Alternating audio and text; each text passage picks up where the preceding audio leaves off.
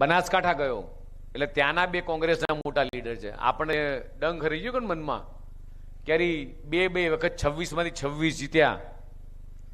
એક વખત આપણે નીતિનભાઈ આ ગઈ વખતે આપણે 24માં એક સીટ હાર્યા.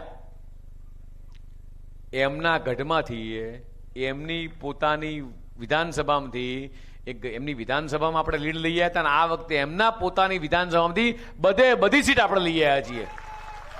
જ્ઞાનીબેન ઠાકોરની તમામ વિધાનસભામાંથી તમામ સીટમાં ભારતીય જનતા પાર્ટીનો ભગવો લહેરાણો છે.